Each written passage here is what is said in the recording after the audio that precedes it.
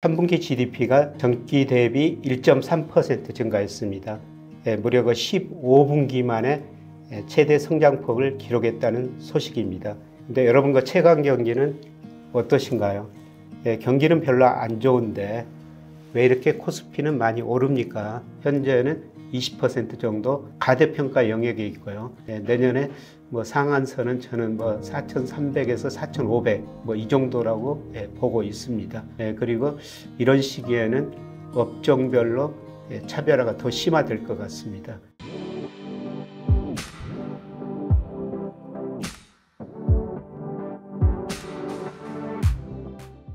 안녕하십니까, 김양희입니다. 찬바람이 많이 불고 있습니다. 그런데 따뜻한 소식이 전해졌습니다. 한국에서 3분기 GDP를 발표했는데요. 3분기 GDP가 전기 대비 1.3% 증가했습니다. 무려 15분기 만에 최대 성장폭을 기록했다는 소식입니다. 이 덕분에 코스피가 다시 4천선을 회복했습니다. 근데 여러분과 최강 경기는 어떠신가요? 제가 강의를 갈 때마다 많은 분들이 질문을 하십니다. 경기는 별로 안 좋은데 왜 이렇게 코스피는 많이 오릅니까? 이런 질문을 합니다.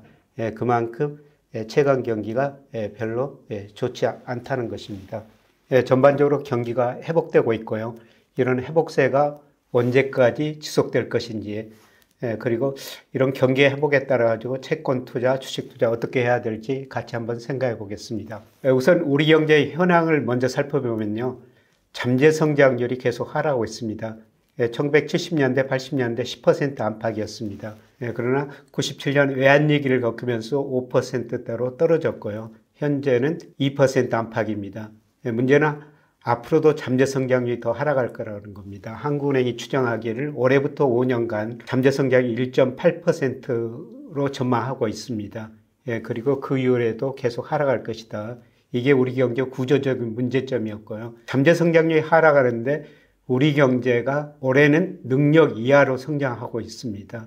그래서 잠재 성장이 하락하는 가운데 능력 이하로 성장하고 있는데요. 그런데 3분기 GDP를 보면 이제 능력만큼 점차 접근해 가고 있습니다. 3분기 GDP가 전기 대비 1.3%, 전년 동기 대비 1.8% 성장했습니다. 전년 동기 대비로 보면 1분기 0.0, 2분기 0.6이었는데요. 3분기 1.8이니까 굉장히 빠른 속도로 회복되고 있죠. 우리 경제가 이렇게 회복되고 있는 것은 주로 소비가 증가했고요. 수출도 반도체 중심으로 증가하고 있기 때문입니다. 생산 측면에서 GDP를 보면은 제조업이 경제 성장을 주도하고 있습니다. 수출이 증가하고 있기 때문에 제조업 생산이 늘어날 수밖에 없죠. 여기다가 서비스업이 안만한 증가세를 유지하고 있고요.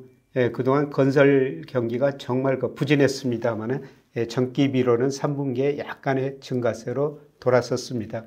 생산 측면이나 지출 측면에서 GDP를 구성하는 모든 요소들이 회복되면서 경제 성장률이 높아졌다 이렇게 볼 수가 있습니다.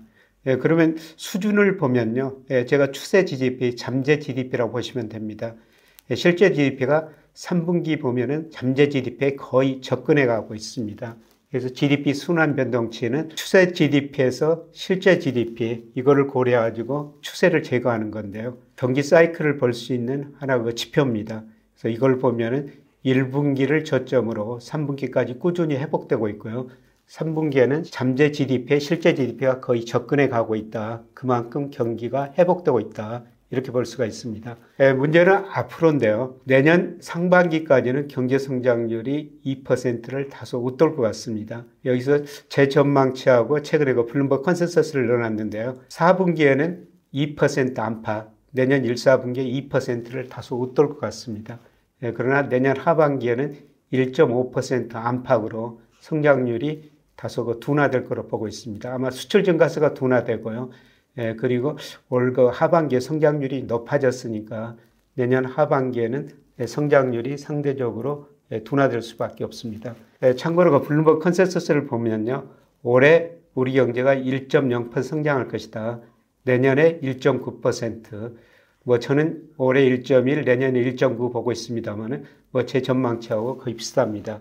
그 다음에 소비자 물가는 올해 2.0, 내년에 1.9인데요. 최근에 환율이 높은 수준 유지하고 있기 때문에 물가는 이보다 다소 높은 수준 유지할 가능성이 높습니다. 한국은행이 기준금리를 내년에도 계속 인하할 것이다. 기준금리 인하가 아직 끝나지 않았다는 시장 컨센서스입니다. 그런데 우리 경제에서 이제 가장 중요한 문제점은 잠재 성장률을 과연 올릴 수 있을 것인가.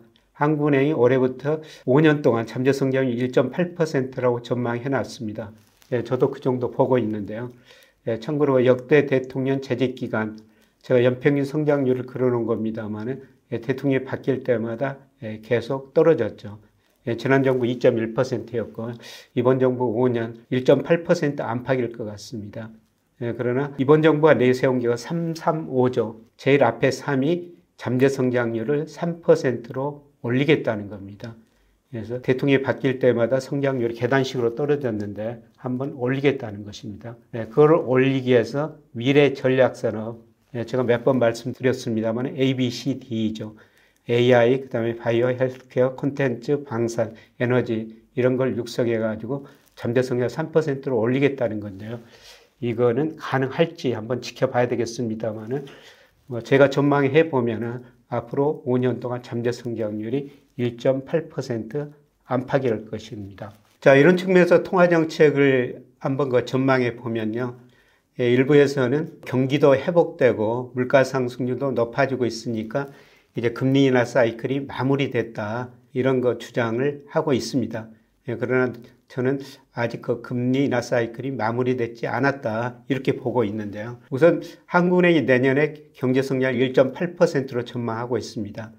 저는 1.9%로 약간 높게 전망하고 있는데요.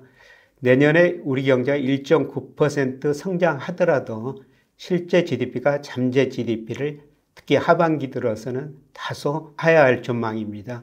그리고 헤드라인 물가보다 근원 소비자 물가 상승률이 통화정책이 더 중요한데요. 제가 전망해 보면은 내년에 2% 안팎입니다. 그래서 이런 아웃갭, 그 다음에 근원 소비자 물가 이걸 고려하면은 단기적으로 적정 기준금리가 약간 오릅니다만은 내년 하반기 가서는 다시 떨어지게 나옵니다. 그래서 저는 내년 2분기, 3분기 가면서 다시 그 성장률이 둔화되고 한국은행이 기준금리를 현재 2.5%에서 2.0%까지 내릴 가능성이 높다 이렇게 보고 있습니다. 이런 의미에서 그 채권 투자를 한번 생각해 보면요. 2015년 이후로 우리나라 국고채 3년 수익률이 대표적으로 시장금리라고 그러죠. 이게 기준금리보다 0.4%포인트 정도 높았어요. 현재 기준금리 2.5%, 국고채 3년 수익률 3% 안팎입니다. 과거 평균 차이를 유지하고 있는 것 같습니다. 그래서 여기서 시장금리가 다소 오를 수는 있습니다. 그러나 내년에 기준금리 2.0%까지 내린다면 아마 국고채 3년 수익률이 2.4% 안팎으로 다시 떨어질 가능성이 높습니다. 그래서 저는 금리가 여기서 약간 오를 수는 있습니다만은 거의 그 정점 무렵에 있지 않느냐, 하락 추세에서 좀 반등이라고 생각하고 있습니다. 그래서 금리가 오를 때마다 채권 투자를 좀 늘리시는 게 좋을 것 같습니다. 그리고 중장기적으로는 저는 적극적으로 채권 투자해야 된다고 생각하는데요. 우리 금리가 이미 정점을 치고 하락 추세에 접어들었습니다. 물론 하락 추세에서 단기 반등, 최근처럼 반등은 있을 겁니다. 그러나 앞서 말씀드렸습니다만 우리 잠재 성장률이 1.8% 안팎입니다. 한국은행이 2027년까지 경제 전망을 했는데요. 올해부터 2027년까지 평균 1.6%입니다. 계속 낮아질 수밖에 없고요. 그리고 우리 기업들이 가지고 있는 현금성 자산이 지난 6월 말 현재 950조 정도 됩니다. 아마 대기업들이 앞으로 은행에서 돈을 덜 빌렸으면서요. 은행은 채권을 살 수밖에 없습니다. 이런 요인을 고려하면 금리는 앞으로도 추세적으로 하락할 것이다. 그래서 내년 하반기뿐만 아니라 그 이후로 보더라도 채권 투자는 일정 부분 꾸준히 늘려가시는 게 좋을 것 같습니다. 주가가 최근에 많이 올랐죠. 그런데 내년에 제가 명목 성장률 올렸어요. 물가 상승률이 다소 올라갈 거로 보고 있습니다.